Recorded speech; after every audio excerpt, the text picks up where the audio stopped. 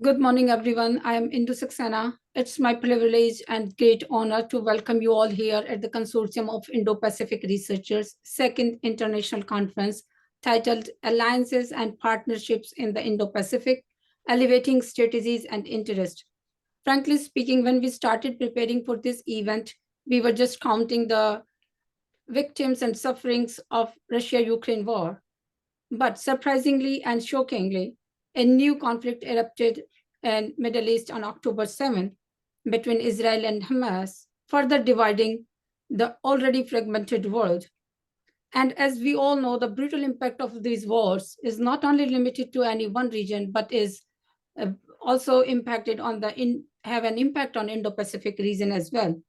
In these 4 days, we will discuss and analyze the future of the Indo-Pacific through alliances and partnerships, and how the partners and alliances could work together to protect and promote their interest with the new and applied strategies, and what needs to be done to improve the partnership in the region.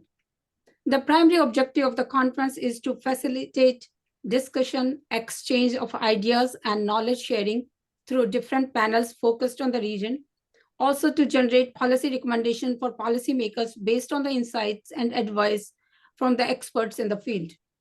The conference will feature panels on the U.S.-Korea-Japan Alliance, Indian Ocean region, Quad, AUKUS, Pacific Islands, Taiwan, Bay of Bengal, and I2U2.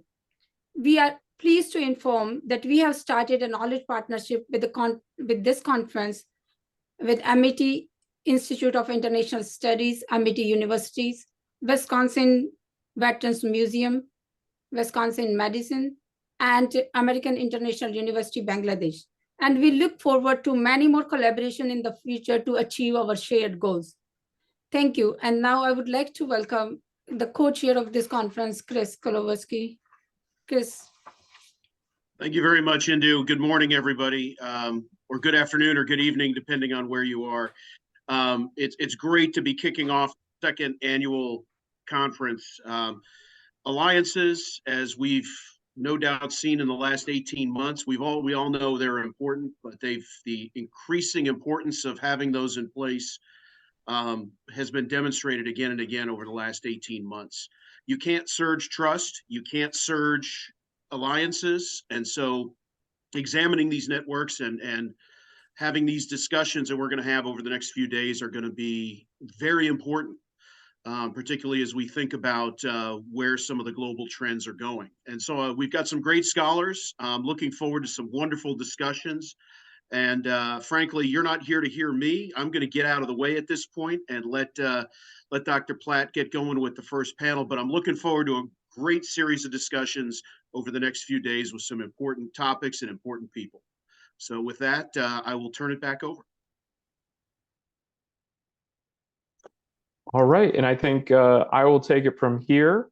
Just to quick introduce myself, my name is Jim Platte. I am an assistant professor with the U.S. Army School of Advanced Military Studies. And a quick sub in today, but I'm really excited to be here to chair and to be part of the discussion. So, building on that introduction, we know that the alliances between the United States and Japan, the United States and South Korea have really taken center stage recently.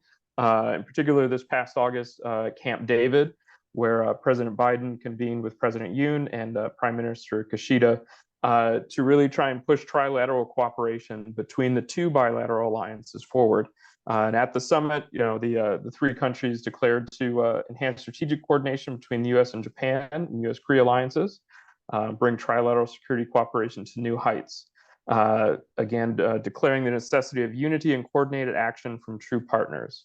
And at this summit, there was a lot of things discussed on the agenda, a lot of these security issues that we see in the Indo-Pacific region today, including economic coercion, security cooperation under geopolitical strategic competition, the security pressures brought about by climate change, Russia's war in Ukraine, and nuclear provocations throughout the region and the world, really. And today we have excellent panelists to discuss the broader trilateral cooperation among the United States, Japan, and Korea, and I would like to first introduce them, and I'll introduce them in the order in which we will have them all speak. After these introductions, each of the panelists will get about 10 minutes for some opening remarks before we open it up to broader discussion. So first is Dr. Yoichiro Sato from Ritsumeikan Asia Pacific University, where he's the Dean of Graduate School of Asia Pacific Studies and a visiting senior fellow at the IC's Yushov Ishak Institute. He works extensively on U.S. Japan Alliance and regional security dynamics. Next is Dr. Srabani Choudhury, who's professor in Japanese studies at the Center for East Asian Studies, School of International Studies at Jawaharlal Nehru University. And her expertise includes economic policy, industrial policy, Japan's partnerships with Indo-Pacific actors, and its engagement and alignment policies in the Indo-Pacific. Next will be Dr. Kei Koga from the School of Public Policy and Global Affairs program. I'm sorry, the Public Policy and Global Affairs program, School of Social Sciences at Nanyang Technical University in Singapore. He's also a non-resident fellow at the National Bureau of Asian Research in the United States. And his research focuses on international security, international and regional institutions, particularly ASEAN, and East Asian Indo-Pacific security. Next will be Dr. Satoru Nagao, who's a fellow at the Hudson Institute. He has a background in defense strategy, working for the Ministry of Foreign Affairs and self-defense forces. And his research expertise includes U.S. Japan-India cooperation, regional security, and military strategies. And finally, in these opening remarks will be Mr. Jose Custodio. He's a historian and security and defense analyst, specializes in military history. He has done postgraduate studies at the University of Philippines. And so he will be rounding out the opening remarks. So first, I will turn it over to Dr. Sato. Okay, thank you very much. Good evening. It's nice to meet you all. I think by placing me first, I think you're gonna have a little bit of a confusion because I will be speaking from a slightly different angle than what I expect from the other panelists to be speaking from. And first of all, I think the Camp David, the meeting was played up very much for political reasons. So the real significance of that meeting and the agreement that came out of it is a little bit misleading, I think, in the way the media have reported. And second of all, I think the real significance of that meeting was not so much in the domain of defense cooperation, but rather in the domain of economic statecraft. So I'd like to focus on the latter in my talk. And most specifically, I think the greatest significance of that trilateral meeting was that U.S., Japan, and South Korea have agreed a ceasefire. And I think I'm confusing you. And the ceasefire in competition over the semiconductor industry. And I call it ceasefire because the three countries decided to set aside the competition and focus on using the semiconductor industry as an economic statecraft against China. And that is the real significance of the meeting, in my view. So let me elaborate a little bit more. There are two main products of semiconductors, which are largely produced in Korea and also in Japan and the United States. And there has been a competition among the three parties for the share of the world market. And the first product is the DRAM, direct random accessible memories. And we've seen the competition first between Japan and the United States during the 1980s and the first half of the 1990s over the DRAM. And back then, the Japanese companies were dominating the world market, and the US got alerted by the Japanese dominance and basically went after the Japanese companies with political means. And the US forced Japan to agree to a kind of voluntary import target and forcing the Japanese companies to buy US-made semiconductor chips and so forth. But of course, the industrial policy by both Japan and the US couldn't really prevent the industry from seeking more economic rationale. And the production soon migrated to Korea. And Korean companies became dominant in the DRAM production. But the US has basically retained at least one company in this industry, and that's Micron Technology. Micron remained one of the major producers of the world, and the Japan tried to retain a share in this market and tried to merge some of the domestic companies through various initiatives. Most known is the Elpida company, but this Elpida basically went bankrupt. It failed, and the Elpida was purchased by its rival, U.S. rival Micron. So that happened some 10 years ago, and Japanese attempt to get back into the DRAM market has been quite unsuccessful. And the Korean company Samsung is the number one share. Samsung has the number one share in the world market, and the number two is another Korean market, SK Hynix. And together, the two Korean companies hold about a little over 70% of the market share in the DRAM production. So the implication is that in the event of conflict between the US and China in East Asia, the Korean semiconductor companies can be taken hostage by countries like China or North Korea.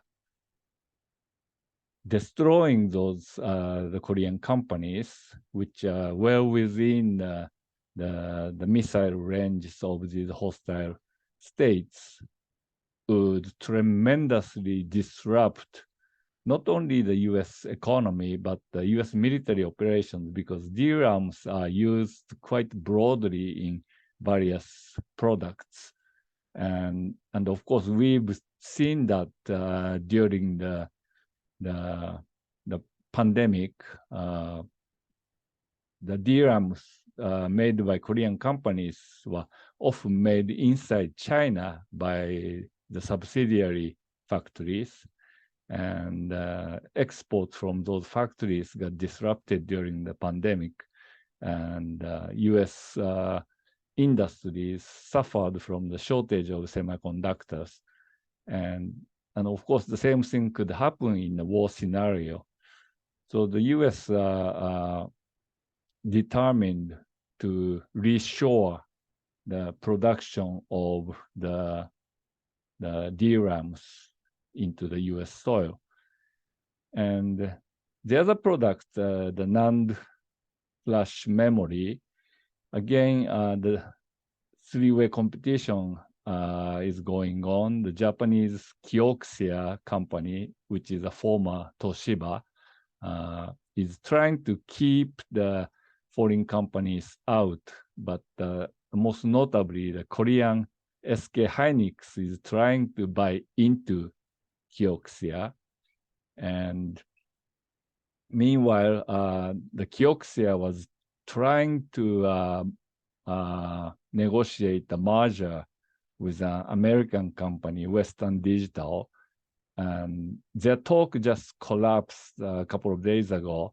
So for now, the U.S.-Japan Alliance to challenge the dominance of Hynix in this product is not going to happen. So it's a kind of ceasefire now.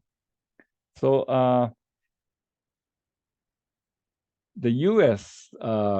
Basically passed the Chip for American Act, which authorizes subsidization of the reshoring of the semiconductor productions on the US soil, and also for new investments, the US government is providing a tax break.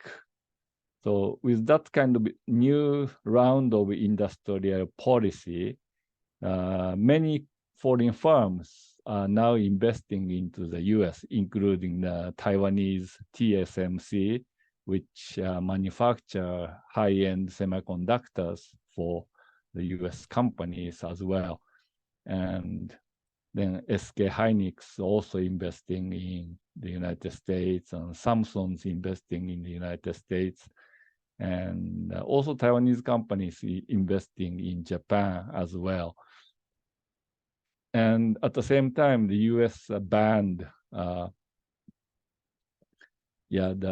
export of manufacturing equipment, and basically asked the Japanese companies, and most notably the company called Tokyo Electronic, and also the Dutch company selling manufacturing equipment, they went along with the US. So now the equipment will not be exported to China.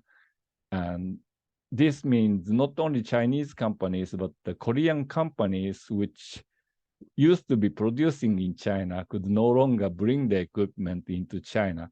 So this boosted their reshoring into the United States. So with all that, the three countries basically set aside their competition and work together for reshoring some of the productions out of Korea, out of Taiwan, out of China, and moving into the US and partially to Japan. So that is the greatest significance of the trilateral meeting, in my view. Thank you.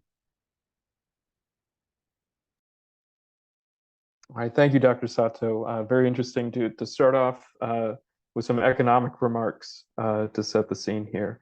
I'll now pass it over to Dr. Choudhury for your remarks.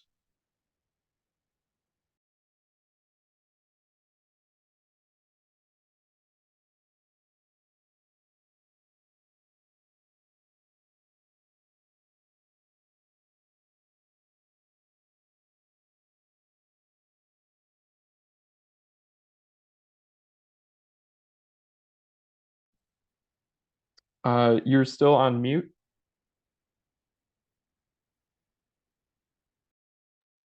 Is it visible? The slides visible? I'm audible? Thank you. Thank you for this opportunity. And I think, again, I'm coming in a little too early. I expected to be one who would be, giving an outsider view to this alliance that has been worked out recently. So what my plan is to see how India frames its reference to this entire alignment.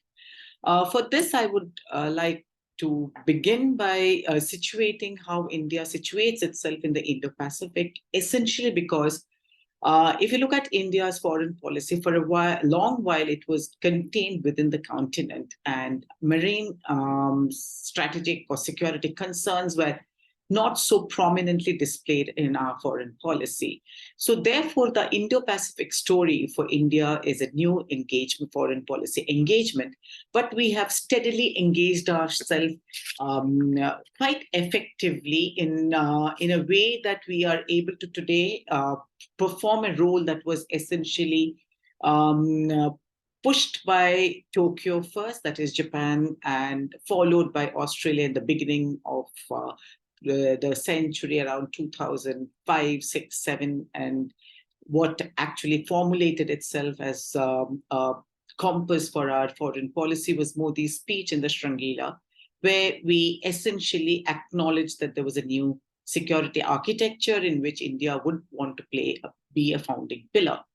And we also did agree on this point within the domestic domain at that point of time that alliance of containment is not what we would be looking at. And therefore, we looked at inclusivity, in which basically we looked at having China also playing a role.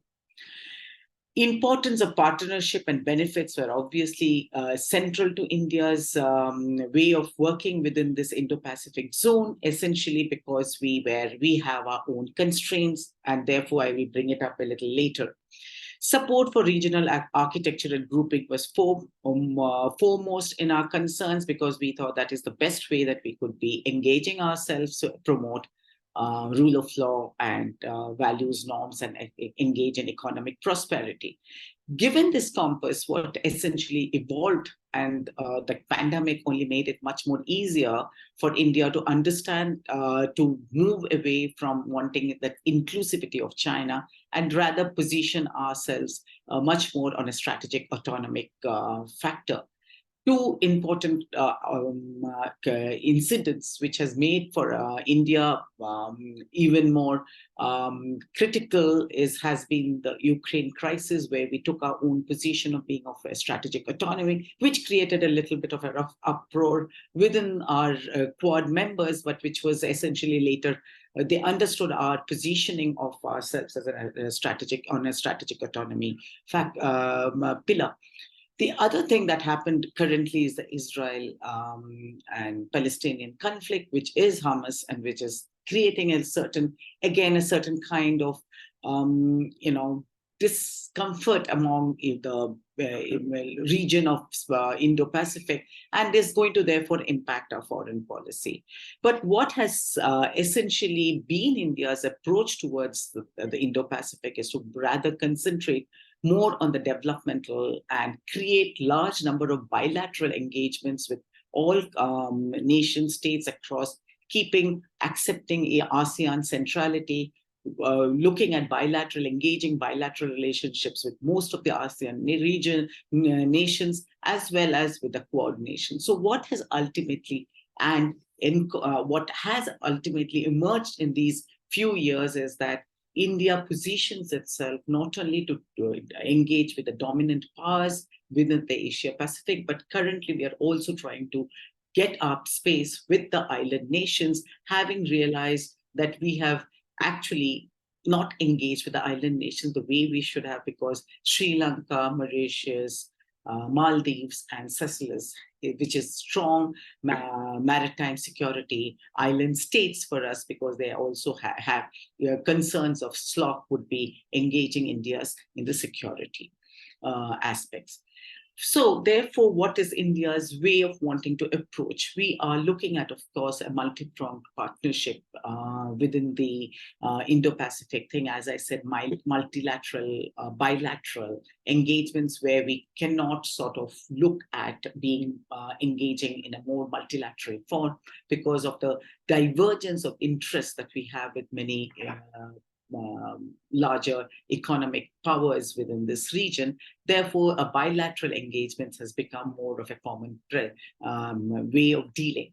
In the Indo-Pacific does give us a lot of opportunities, and we do have our power ambitions. So therefore, engaging in multifaceted sectors, and balancing between strategic considerations, economic considerations, and engaging in a way that we prove ourselves to be a balancer, so that we keep the island nations much more engaged with us and not feel threatened by our stronger presence, has become the way of negotiations for India. And if you see in our current leadership of G20, we focus so much on the global South, got the African Union into the G20.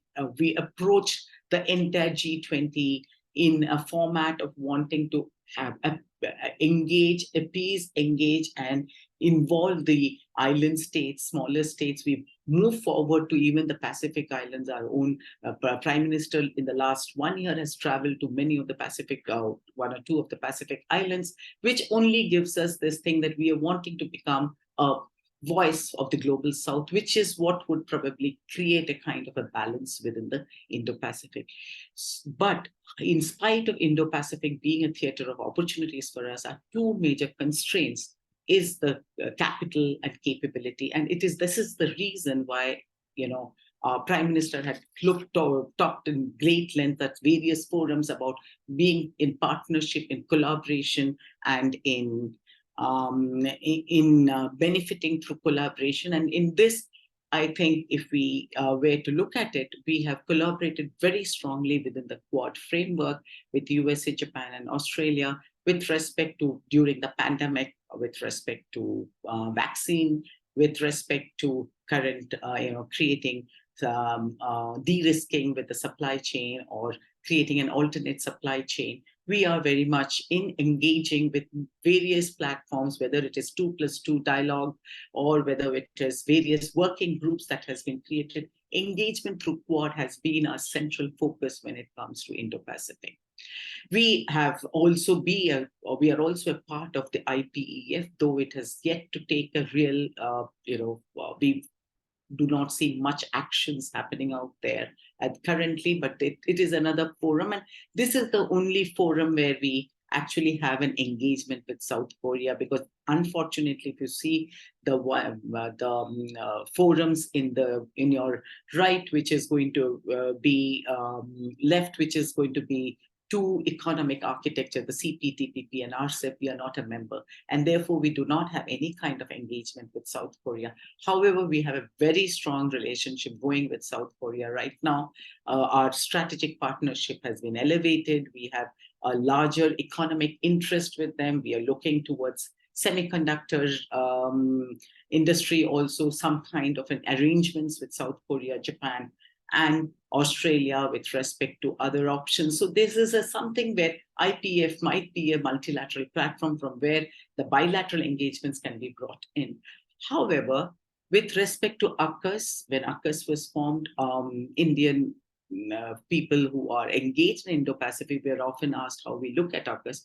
We accepted it with open arms, like-minded countries coming together and creating a security network is always very acceptable and definitely encouraged by us. And so also the current trilateral, all three countries who are in trilateral combination are actually individually strong partners of India. Today, the trajectory that these three countries have had with India since the turn of the century, the engagements have only deepened. Interest on both sides have only reached newer areas, frontiers, from critical technologies to space, etc. So the arrangement of a trilateral agreement on a framework which has come up will only be something that will have a strong support from India.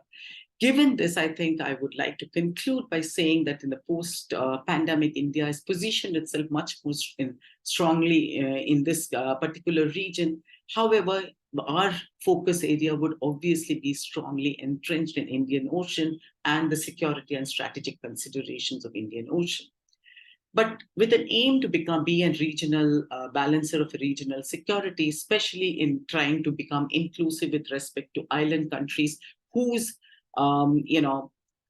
security is often not the traditional security that we talked about as big powers, but rather their security concerns is more to do with non-traditionals like climate change, food security, We've seen it all during the pandemic. And that is why I think the balancing of these two strong, different security concerns have to be addressed if you're going to be in the Indo-Pacific theater. And India would like to focus on that.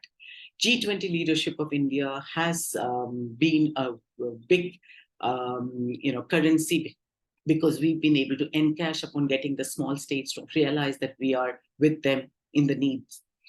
However, I think what India needs to do is to put its economic act together such that it is able to join one of the regional or two of the regional economic architecture if it really wants to actualize its great ambitions. I'll conclude out here. Thank you so much for the opportunity. All right, great, thank you. Always really good to remember that even while we're talking ostensibly about trilateral cooperation, that it's part of a broader network of partnerships and relationships throughout the region. So now next, on to Dr. Koga.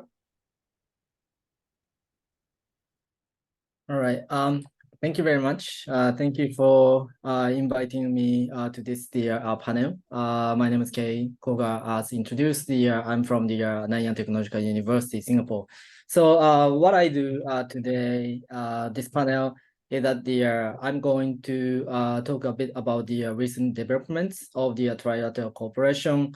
Particularly, I think it's going to be from the Japanese perspective, and then several kind of the questions I got before the panel. That is how the strategic interest of the trilateral cooperation. I mean, each member of the trilateral cooperation actually aligned, and also some of the area of concerns, and then what is the strategic long-term plan for this cooperation. So starting off the recent developments of the trilateral cooperation, I think my assessment is pretty. I mean, this is really good. Those kind of trilateral cooperation has never been better. It used to be obviously the U.S.-Japan relations have been consistently strong, and then it has been enhanced over time. And then generally the issue is always the Japan-South Korea bilateral relations. So when the trilateral cooperation starts, too often the United States becomes the hub between Japan and South Korea, trying to mitigate the tensions between the two, and then particularly focusing on North Korean or the Korean Peninsula issues, because that's a kind of security threat or security interest that which can bind these two together. But then when we actually look at the recent development of trilateral cooperation, particularly the August 2023, the Camp David the meeting, there's a trilateral joint statement called the Spirit of Camp David, and the significance is that the core is still, I mean, the North Korea and the Korean Peninsula, I mean, they are talking about further defense cooperation and the information sharing. But going beyond that, they also clarifies their commitment to the Indo-Pacific regional affairs. And that is generally seen like in the statement, because basically the trilateral cooperation is often confined to the Korean Peninsula. So this is a good big development. And then also there are two other documents, Camp David Principle and then commitment to consult. And I think the commitment to consult the statement was pretty interesting, because it's not legally binding, but they were actually they clearly stated that the U.S., Japan, and also South Korea is going to consult with each other in terms of the certain kind of like the regional contingencies also. So this is the really good development. And when we look back, the bilateral relations before the Hyun administration, we could actually identify there are a bunch of the problems that we faced, including the GSOMIA, the South Japan and South Korea GSOMIA General Security of Military Information Agreement, was threatened to be abrogated. And then also the comfort movement dispute was resurrected, wartime labor issue was revisited, and then also the other long bilateral diplomatic hiatus too. So in that sense, the improvement that the Japan and South Korea made was really impressive. And then I think it is basically because of the emergence of the President Hyun, because he actually completely changed his diplomatic posture, South Korea's diplomatic posture toward the Japan, and then the President Hyun is more kind of getting aligned with the Japan, the United States in terms of the Indo-Pacific strategy. And then he always emphasized the importance of the allies and also partners, including Japan. And then try to expand the South Korea's strategic landscape beyond the Korean Peninsula. So he formulated the Indo-Pacific strategy in December 2022. Engaging both the regionally and globally, and then that is the more kind of the South Korea was thinking about the global and also regional strategic dynamics, and also the balance of power caused by the many the regional contingencies and as well as the rise of China. So I guess those kind of environment, the external environment and also the internal domestic change of the South Korea created a really the positive atmosphere among the U.S. Japan the South Korea relations. So that's great. But obviously, they are not necessarily perfectly aligned. Basically, there are certain kind of subtle differences between the United States and Japan and South Korea. If you take a closer look at each country's Indo-Pacific strategies, then the United States are more they are having their firm stance on the China, as we know, even though recently, as the Jake Sullivan actually wrote the foreign affairs article that the United States is going to cooperate and also in the non-traditional security issues such as climate, but they are also they are engaging in the competition, trying to strike a balance. But then I think the United States is tilting more toward the strategic competition with China. Japan is somewhat aligned with the United States, but then the geopolitically or geographically it's close to the China, and then Japan cannot actually completely balance against the China in the many ways. So in that sense, the Japan also needs to actually strike the balance. And South Korea is basically much closer to the China. Now, South Korea is concerned about those kind of Chinese economic coercion also, but then its posturing is much more subtle than the other countries. And then I think the South Korea's the posturing is a little bit closer to those of the ASEANs.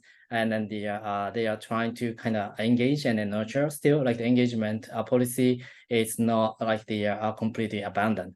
So in that sense, I believe this is I think there are certain differences. So what we could do is I think there are certain way to actually how do I say institutionalize those kind of cooperation in the future, because there are certain kind of risk that the domestic leadership change may actually alter the current dynamics of the trilateral cooperation. For example, the United States would actually will have the presidential election, and also the Japan and South Korea probably won't until the 2025 or 2027, but I think the leadership change matters in terms of this trilateral cooperation. So in order to consolidate the current positive dynamics, probably the institutionalization of the relationship is really important. And then in that sense, I think try to incorporate South Korea into the more kind of Indo-Pacific framework, such as IPF was actually includes the South Korea already, but maybe like we could actually think about the Quad Plus, or also think about the other economic cooperation, such as the CPTPP also. So in that sense, even if the leadership changes, there's gonna be the constraint to get out of those kind of framework. So with that, I'll stop here. Thank you very much. All right, thank you, Dr. Koga, for drilling down on some good insights and setting up for some more good discussion on trilateral cooperation. And with that, I will turn it over to Dr. Nagao. Thank you very much. My name is Satoru Nagao, a fellow at the Hudson Institute. Today, I'm focusing on the impact of the Hamas terrorist attack towards counter-China strategy, including U.S. Japan-South Korea cooperation. Indeed, Hamas carried out a brutal terrorist attack on Israel on October 7th. On surface, this attack was not related to the counter-China strategy, especially the West's counter-China strategy or U.S. counter-China strategy. But there's indeed a strong possibility that there was a connection. So I will explain why. That is my speech next 10 minutes. So it is possible that this attack was related to the U.S. shift in the attention toward China, because the U.S. is withdrawing from the Europe, Middle East, Afghanistan, and redeploying the military resources or diplomatic resources to the Indo-Pacific now as a counter-China strategy. However, in the Middle East, there is the issue of the Israel survival or containing Iran. These are the U.S. interests. So to fulfill the two purposes, the U.S. need to regional country who can share the security burden if the U.S. reduce its commitment in this region. This is the role of Saudi Arabia. So normalizing diplomatic relations between Saudi Arabia and Israel and solidifying the encirclement networking against Iran will have the effect of the deterring conflict to some extent. So even if the U.S. involvement declines. So against this background, the U.S. has been making inroads. The first country is the president. So this is the age of Trump. But first country, the President Trump visited was Saudi Arabia. We can remember. And towards the end of his administration, is reconsidered Israel with Sunni Arab countries such as UAE. Ultimately, he urged Israel, Saudi Arabia to normalize diplomatic relations. So policy seemed to come to halt when the U.S. imposed sanctions on Saudi Arabia immediately after the President Biden took office, but he continued this policy in the long run. And since then, under the Biden administration, India has also joined the force to normalize diplomatic relations between Israel and Saudi Arabia, like known as I2U2. Or recently in the G20, we can see the India, Middle East, Europe economic corridor.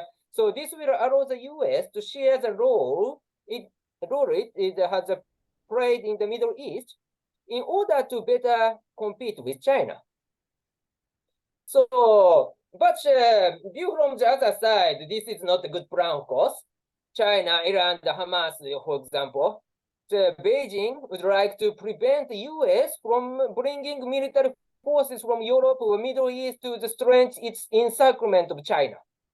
So for China, the key is the normalized diplomatic relation between Iran and Saudi Arabia.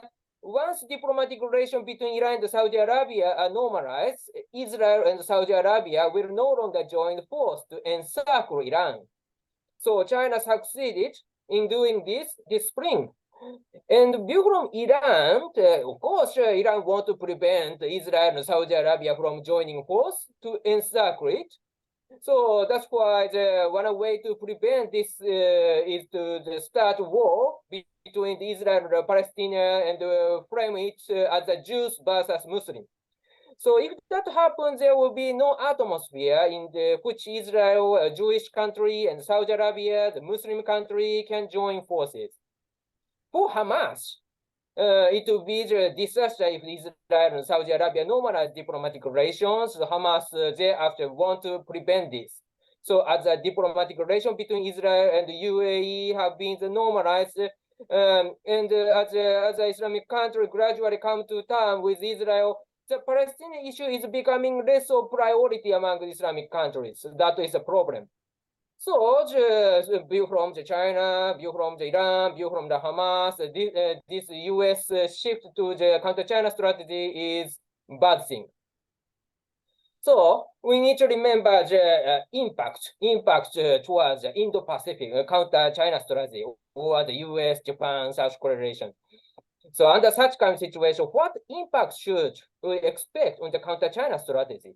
There could be the three impacts in the worst case scenario, I believe. So firstly, China will become a center of the anti-US movement.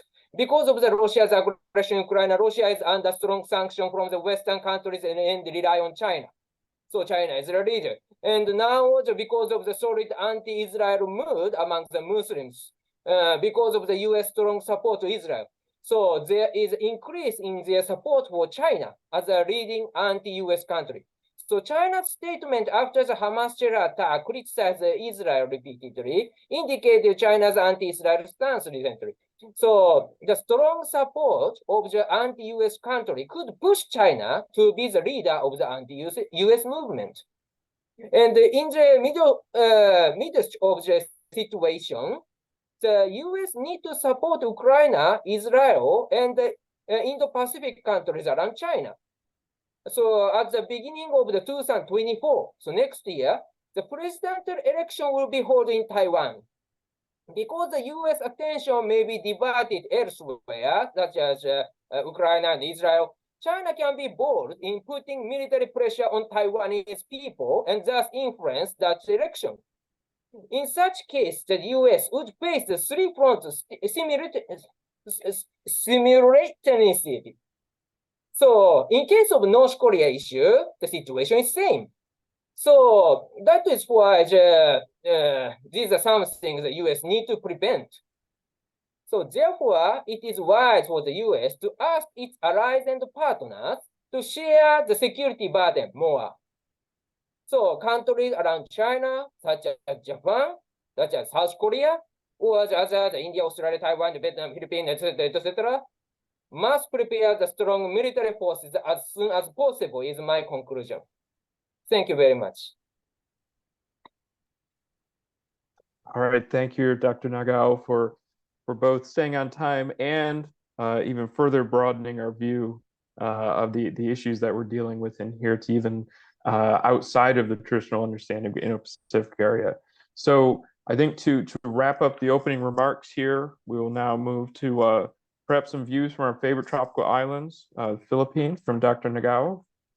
Or I'm sorry, Mr. Custodio. Thank you. I had it was a very, I can be heard, right? Yeah, thank you. Yeah, thank you. So I had that's a very informative presentations, all of them. And it actually reflects, and I thank you also to all of the scholars here. And for me, it also reflects the relationships in terms of what the separate national interests of countries that engage in a lot of these bilateral and multilateral activities. Common perception is everybody's united in one common view, but things can happen. Like each country has its own specific national interest, that is created by the specific context that it came from. So I've seen that in all of the presentations, and it's very important to recognize that, because this would become the challenges, to smooth relations. Like, for example, in the wonderful tropical islands of the Philippines, we had the Duterte years, totally out of the blue. The very nice relations with the with our partners, and then suddenly, and I'll talk about that in my own presentation, I think tomorrow. And then suddenly, for 6 years, we had this terrible situation, and then China was able to gain massive footholds in the Philippines, which we still feel today. So it's those types of peculiarities that we have to watch out. That's why the mention a while ago also of political of elections, that will be happening in many countries. That has to be really monitored, what's going on and how will the people elect. And one thing I found, and in the case of the last speaker also, who talked about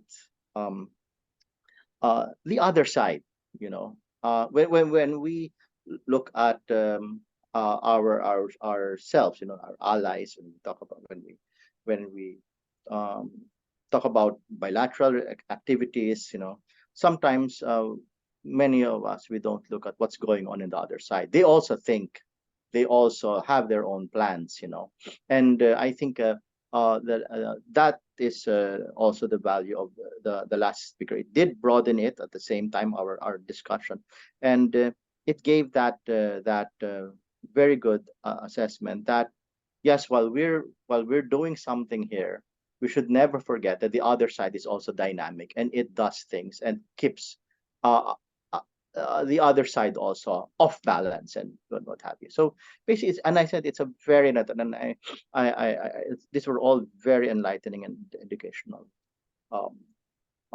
perspectives and assessments that I've seen, and I'm really very honored to be part of this panel. And thank you very much. All right. Thank you, sir. I guess that wraps up our opening remarks. We've got, I think a little over a half hour left here for discussion. Is there anyone on the net, anyone listening in that would like to open with a question or comment for the panelists?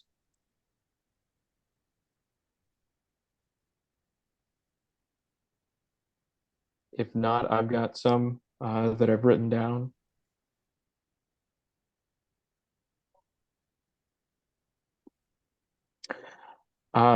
Okay, should I take prerogative of chair and go ahead and throw something out? So I wanted to, a couple of the panelists remarked on domestic politics and its potential effects on these relations. It was brought up the U.S. election, presidential election next year. Korea will have a National Assembly election next year and presidential election in 27.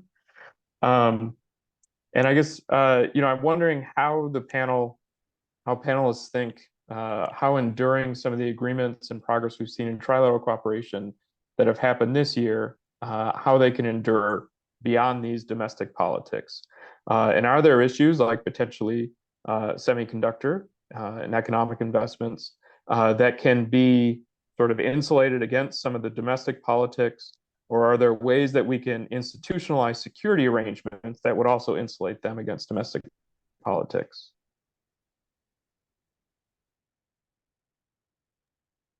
Anybody feel free to chime in or raise your hand to go ahead. Okay. All right. Okay. So I'll start. Thanks, Jim. That's a really important question, and I think yes, I mean, U.S. presidential election next year is going to be pretty important because we don't know like who would be the next president, right?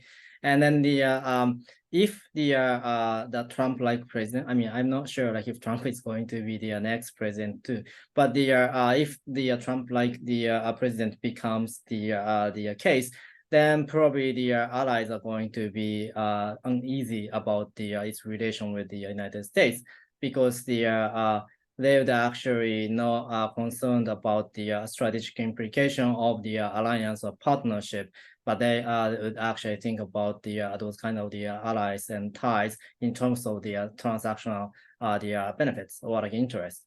So I would say the trilateral cooperation we are seeing right now is not going to be the completely sustainable if that's going to be the case. And then what we could do is that obviously, we need to actually strengthen those kind of trilateral cooperation as much as possible, while like we have the attraction for that.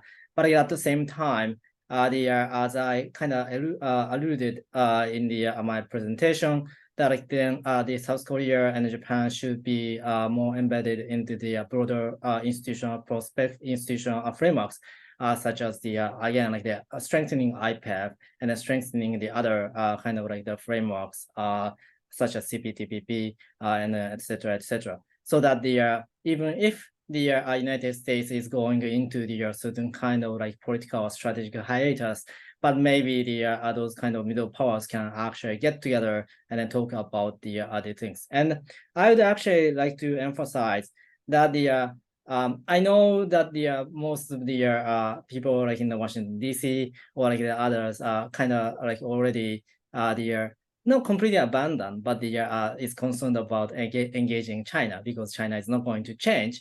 But I think there are certain kind of role that Japan and then the South Korea can play in terms of communicating with China as well, because they have the trilateral summit framework, which is the Japan, China, South Korea summit, and then the Prime Minister Kishida and also the President Hyun have already indicated that like they want to convene this kind of trilateral cooperation or framework as soon as possible. Probably like I don't know, like in this year or so. So I think this would create certain kind of, I don't know, like this more kind of hope than the strategy. But then I guess it could actually mitigate the certain kind of possibility, increase the possibility of mitigating the tension with the China.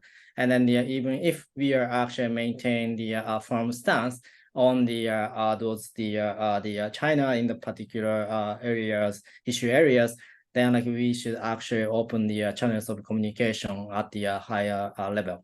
So that's my kind of the 2 cents. All right.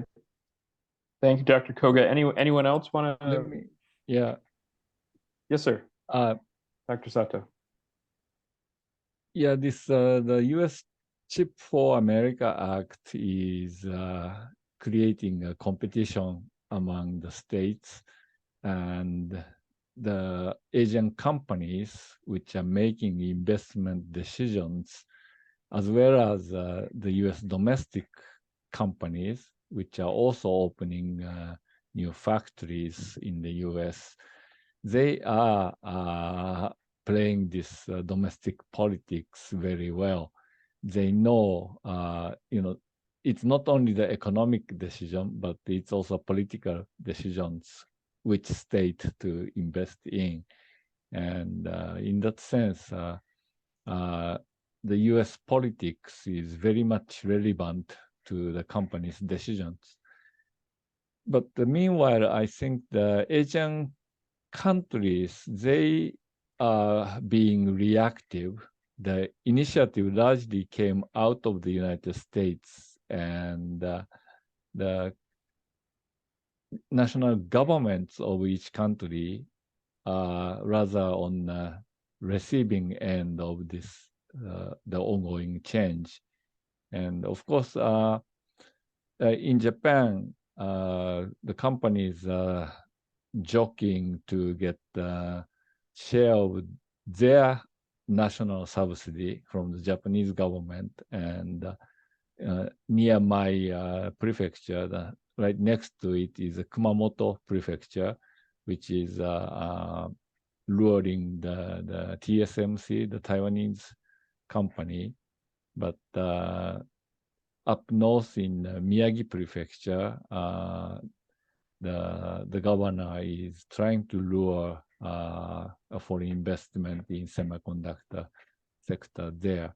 So I think the local governments are responding to this the ongoing changes in political economy of the semiconductor industry.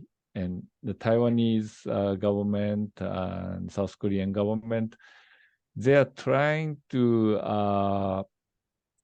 minimize the loss from relocation of the production.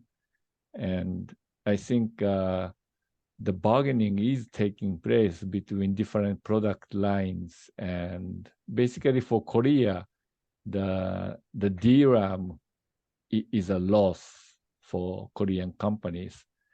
They, for them, the best outcome would be to continue producing everything inside Korea.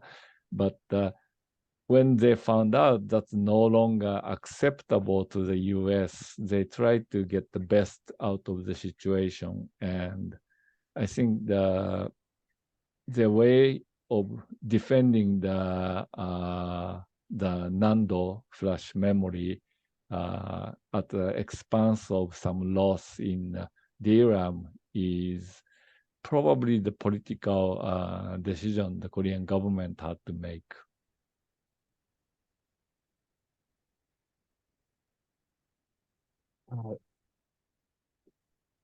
Thank you for that. Anyone else or Indu? If I may, I just want to take away from this Trilateral Security Alliance, because basically it's focused, this panel is focused on the this alliance, and it has been like since August 2023, the Camp David happened. After that, like we saw that recent exercise between South Korea, Japan, and US, and there was a B-52 nuclear bomber was there that was intercepted by China, and South Korea's ambitions to be to get the nukes. So how do you see that this Trilateral Security Alliance is going to impact the region, and how do you see the further advancement in this alliance? Because as an analyst and observer, I see that only Japan and Korea are in the alliances, and India is also not even the part, but even India is always as a partner, and basically have the certain kind of limitations, constraints there in that case of the Southeast Asian countries too. So how do you see that this alliance further advance, improve, getting the nukes in case of South Korea or the Japan's ambitions to get the more defense, stronger capabilities? And just this question is like for the policy recommendations, how we can improve this alliance or the better. Of course, like we have to say that peace and stability, but what comes next, we don't know. So if anyone wants to comment on the further advancement of this alliance.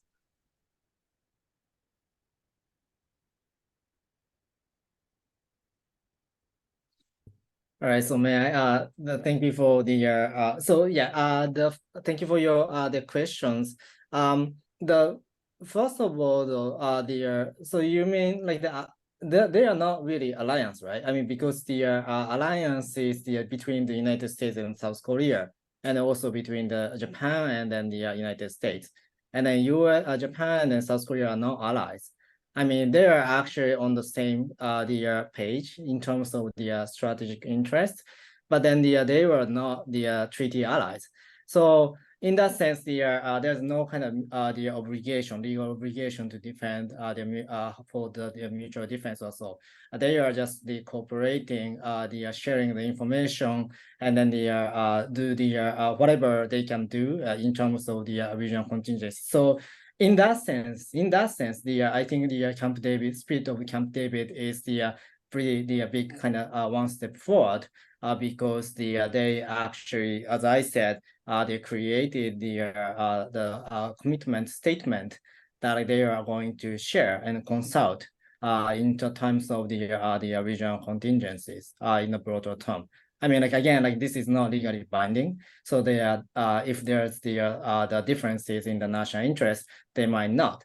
But then they actually, this is more like the relations between to do with the relations between the Japan and the South Korea.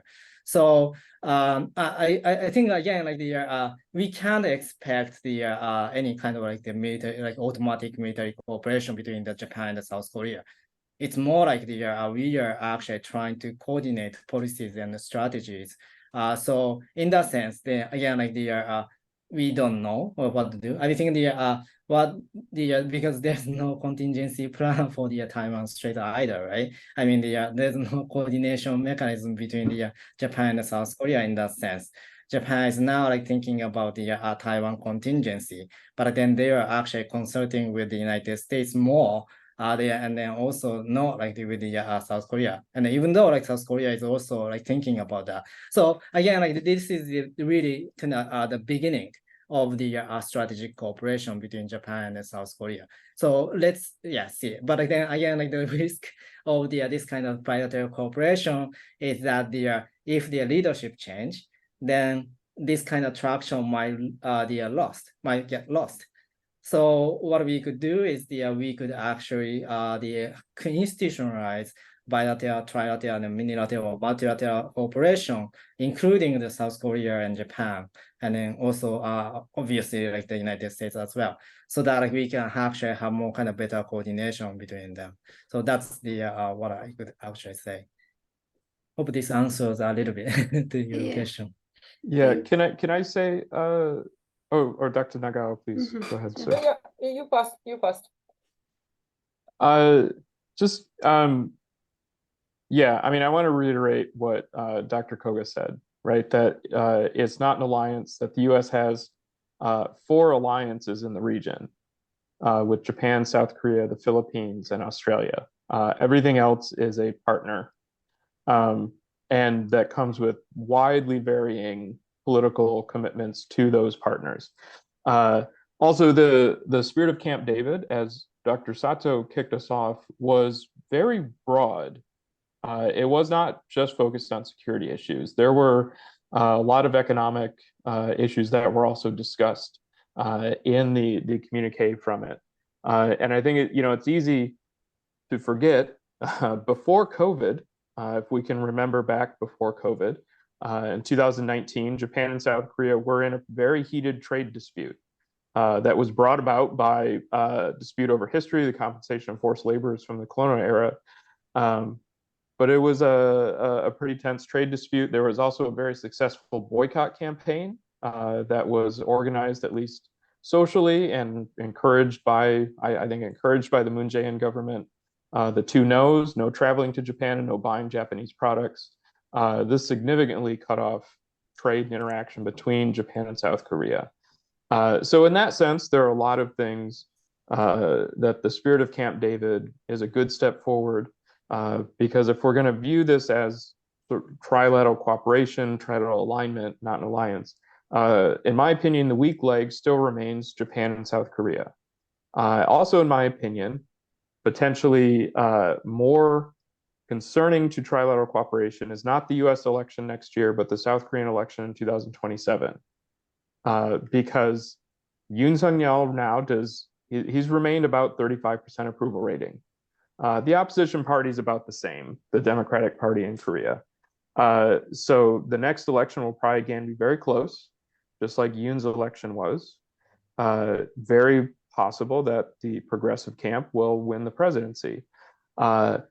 And whether or not they truly disagree with this, there's also kind of a pattern in Korean politics of reversing what the previous administration did or going against it. You saw Moon Jae-in overturn the Comfort Women Agreement from 2015 pretty quickly. So these things can change very quickly. And I actually think that's the potentially weaker leg that needs to be worked on for deepening trilateral cooperation. Also, from the security perspective, much of what's driving South Korea's interest in this right now is North Korea. And we haven't mentioned North Korea very much in this. The spirit of Camp David, I think from a South Korean perspective, is not specifically pointed at China. The security perspective would be more at North Korea. The debate on China within South Korea, I think, is more robust than there is on North Korea about how to manage relations and potentially viewing China either as an adversary or as a partner going forward. That's probably more divisive than debates over North Korea. So over to Dr. Nagao. Thank you very much. Maybe I want to point out a little different aspects, South Korea's role in counter-China strategy. Because when we talk about the South Korea, we focus on Korean Peninsula, and this issue is dominating the cooperation between U.S. Japan, South Korea in most cases. And of course, that is proper, but but I want to suggest, we should not forget the role of the South Korea as an arms provider in the Indo-Pacific. And that is very important part of the counter-China strategy, because South Korea providing fighter jet, exporting fighter jets to the Philippines, was submarine to the Indonesia, how it touched India, or recently we can find a huge defense deal between South Korea and Poland. So Poland is maybe not the counter-China strategy in this case, but at the same time, as an arms provider, South Korea contributed the Indo-Pacific as a counter-China strategy, I think. Because to deal with China, maintain military balance is the key. Because what happened in the South China Sea, we can remember what happened. For example, in 1950s, when France withdrew, China took the half of the Paracel Island. In 1970s, when US withdrew from Vietnam, China took another half of the Paracel Island. In 1980s, when the Soviet troops reduced the number in Vietnam, China took the sixth feature of the Srabani Island. In 1990s, when the US withdrew from Philippines, China took the Mischief Reef. So this means that military balance has changed. When China find the power vacuum, they try to steal it. So that's why this is a pattern of China's way. If so, the country around China should maintain military balance. In this case, they need weapon. So that's why someone should provide a weapon. In this case, South Korea provides weapons to Philippines, Indonesia, India, that contributes to counter-China strategy in the Indo-Pacific. So in this case, what Japan should learn is Japan should provide weapons to this country too. So Japan should learn from South Korea in this case, because providing weapon is a vital part of the counter-China strategy now. So that in this case, so if we talk about trilateral cooperation between US, Japan, South Korea, how to provide a weapon is a very important topic, I believe. So Korean Peninsula issue is one thing, but another thing is in the Indo-Pacific, this is a new topic, I believe. Thank you.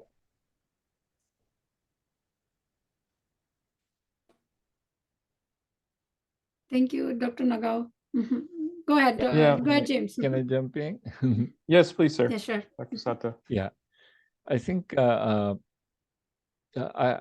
kind of agree with Kay that the Korean domestic politics, the pendulums keep swinging, and the policy gets reversed quite often. And that's the very reason I think that the Japan and the US are quite cautious not to push South Korea too much into a closer cooperation, because potentially doing so will harm the presidency of President Yoon.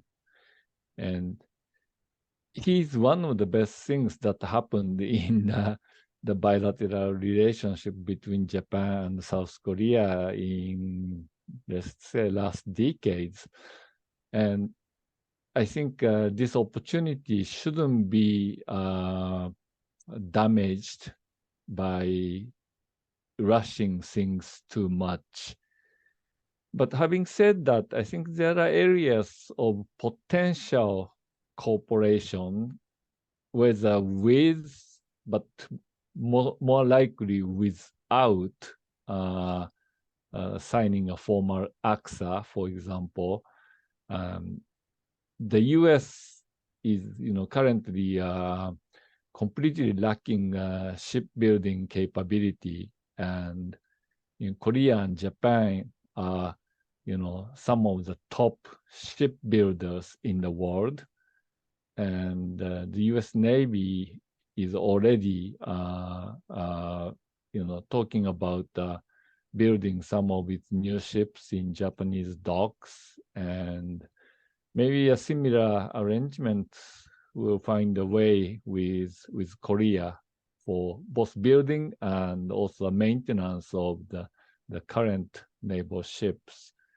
And would that remain simply two sets of bilaterals, or would that kind of a cross-servicing be turned into a trilateral cooperation for the sake of more efficiency?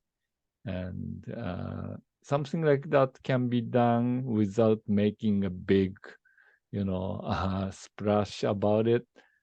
And I hope that a quiet military diplomacy will cement the trilateral cooperation in those low-profile manner. Thank you. Hey, so I'd also like to kind of keep going on this. Both what Indu and Dr. Nagao said, strengthening trilateral cooperation, or how this trilateral cooperation can strengthen regional security. But really, I think how it can do that is if it helps to connect with that greater free and open Indo-Pacific strategy, right? So this is maybe shoring up for the northeastern flank, if we think of it as a counter China strategy, but that still leaves open, southeastern into southern flanks of China. And I think that's really where you get ASEAN and India into it. So be curious to hear perspectives of how maybe those countries or those regions view this burgeoning trilat, and also maybe how they balance that with other commitments they have, like with BRICS or with ASEAN.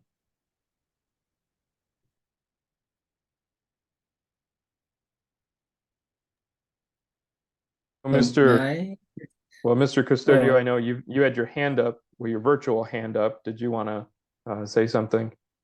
Oh, yes. I just wanted to add to what Professor Dr. Nagao was saying a while ago about Korea's arms industry. Okay, and the importance of it, especially when it comes to equipping less capable militaries, like for example in the case of the Philippines, the South Korean weapons equip both the Air Force and the Philippine Navy, the Philippine Air Force and Philippine Navy. They are the primary hitters of the Philippine military right now. And it's basically South Korean equipment, which is surprising given the fact that that the Philippines has an alliance with the United States. So you'd expect the weapons to be, the heavy hitters to be American equipment, but no, in this case it's South Korean equipment. So that just emphasizes the importance of South Korea in creating the capability of countries like the Philippines, which are really weak, not just militarily but also economically, and give them enough punch to push back against China's aggressive territorial claims. That's just what I wanted to add to what Dr. Nagao mentioned. Thank you. All right, thank you, sir. Kay, did you want to? I know you wanted to jump. All right. So just kind of from the more general Southeast Asian kind of perspective, because I've been in the Singapore, and then seeing what kind of like reactions like they actually have to this kind of the trilateral cooperation. I think that basically the trilateral cooperation is seen as the positive, because it's the Japan and then the South Korea were considered to be the more kind of like the having the really difficult the relationship between each other, and then but they don't actually consider it as the kind of counter the China strategy. Also, it's more like the good relation between Japan and South Korea. So that's kind of like the perspective. And then also in terms of China, there are certain kind of divergences in the Southeast Asia perspectives, because as Mr. Custodio said, the Philippines are more likely to kind of see, or they are really concerned about the current tensions with the China and the Chinese kind of the assertive encroachment in the Southeast South China Sea. On the other hand, like those who don't really have the dispute with China actually don't see like as the kind of big threat. So there's a certain kind of divergences, and then the each of the Southeast Asian countries have the has the different perspective and the different expectations on the role of the United States and also the role of the Trilateral Cooperation. But I think the in the general sense, they don't want to actually have the big kind of abrupt change in the regional balance of power. So they don't want to actually see the abrupt tensions as long as they can actually maintain stability in the region. So this is the kind of Southeast Asian concern. I mean, like they don't want to actually choose. They don't want to have any kind of like the big again like as the Professor Sato said, a splash like in the region. So I guess that's the kind of like the posture. But when it comes to show the Philippines or the others, if the China becomes more assertive, then probably like the Southeast Asia is going to be more divided because each country has its own national interest, and then they have to react to those kind of assertiveness.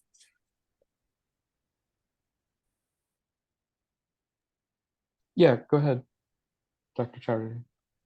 Yeah, actually, working more towards what Koga has just now said. You know, for India, for us, it's very, very critical that some kind of political stability is maintained. You know, if you see our engagements with Indonesia, even Philippines, with this BrahMos agreement that we've gone forward with, it shows that we are we do want some kind of a stability even in that area where, in many ways, India's bloc is not really impacted. Yet the stability of that region is very critical, and therefore our engagements have essentially concentrated in the recent times by our Look East, Act East policies to engage with each of the ASEAN countries on the bilateral, because multilateral we have issues, independently with countries which cannot be taken up in a multilateral forum. But what I think for India and this particular agreement, what we feel is that it brings a lot more stability, and the concern of Taiwan being in a flashpoint in this region. I think this agreement has sort of given us kind of a stability approach that might create a more engagement among the like-minded countries. And India would stand by this thing. However, India would like to have its own strategic interest in place, as well as to maintain some strategic autonomy with respect to how we work through our foreign policies.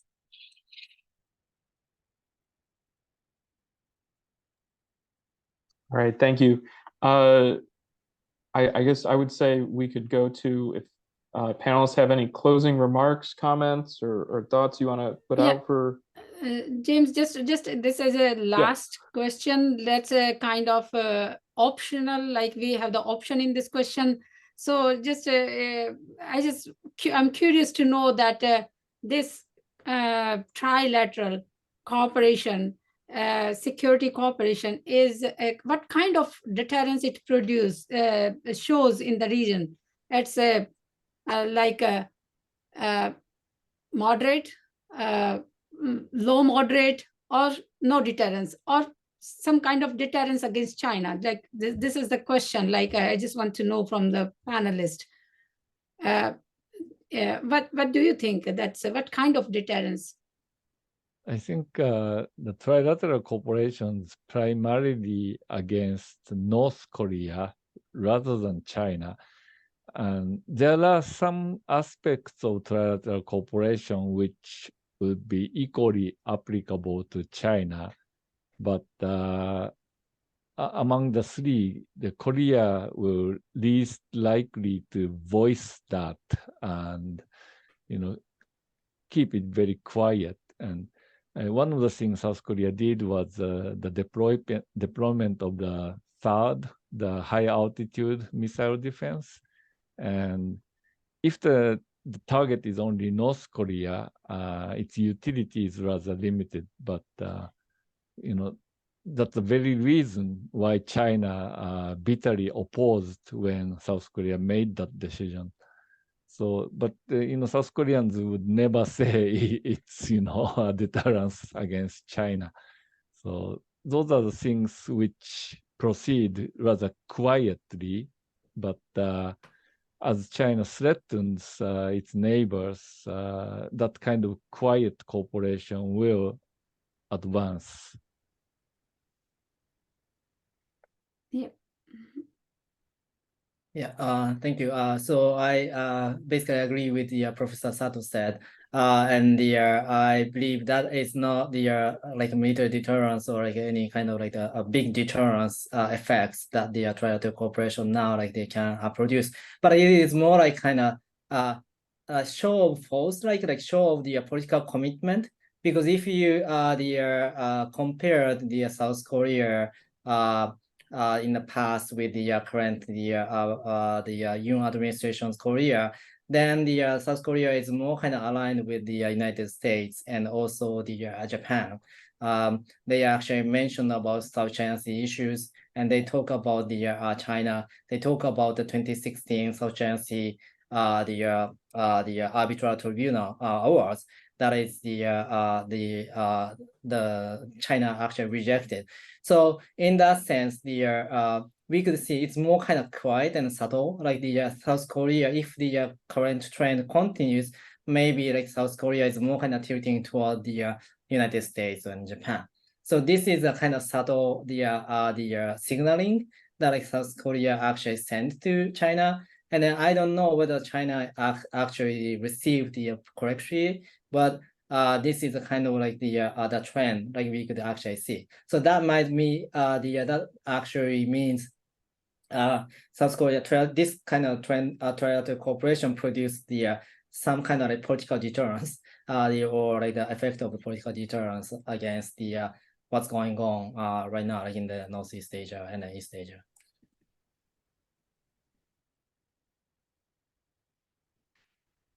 Anyone else want to jump on that? Otherwise, I'll make a comment on it. So I agree with Dr. Sato. Like I said, at least I think for South Korea, the trilateral cooperation was more about North Korea and the concerns about the increasing threats and capabilities that North Korea is presenting.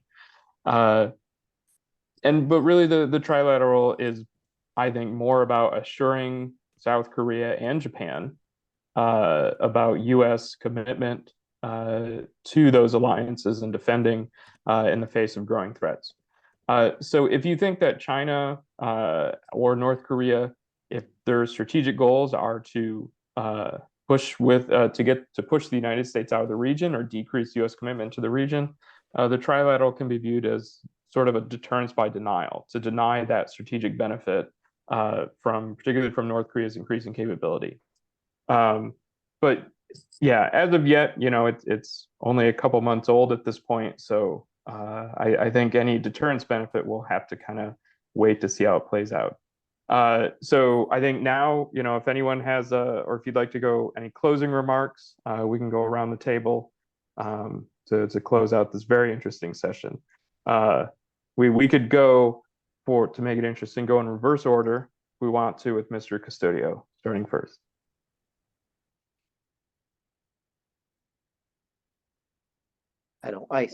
So like I said, I would just like to reiterate what I was talking about a while ago, and that it is a very educational forum that we have right now, and we've learned a lot about what are the peculiarities of each country, and then that we should also temper our expectations when it comes to multilateral activities, because there are a lot of challenges that countries face, not just externally from foreign threats, but internally also.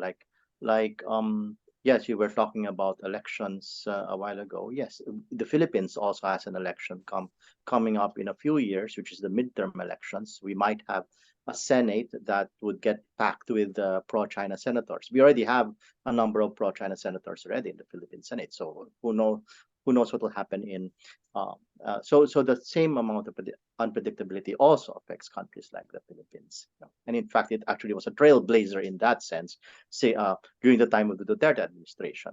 So yes, so I see here, and then of course, as one of us, Professor Sato was talking about, there's also the economic aspect that when we should not also neglect that. There's a security and defense aspect. There's also an economic aspect, and we should also not forget that China plays that also very well. It entices countries. It gives them. That's why we all have this talk about the debt that many countries owe to China. Why? Because they know how to play the political elite of certain countries, especially countries with weaker institutions. So those are the challenges that we will see in this new world that we're in. And I just keep it at that. And once again, I'm very thankful to be part of this this activity today. Thank you very much to everybody. Congratulations to everybody for such outstanding presentations and discussions. All right, thank you, Dr. Nagao. Yes, thank you very much. Yes, I agree with Professor Sato's point. Yes, most important part of the South Korea's role is how to deal with North Korea. And but at the same time, this is very important in the counter-China strategy in the big picture, because we can expect Korean crisis and Taiwan crisis will face at the same time. So under such kind of situation, how to deal is very important. So when we talk about U.S., Japan, South Korea cooperation, we should not forget the big picture, even if the regional issue is very important.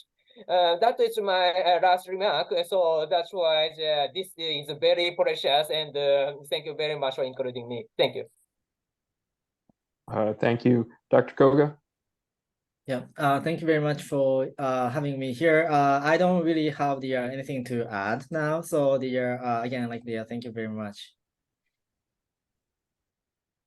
All right, thank you, Dr. Choudhury.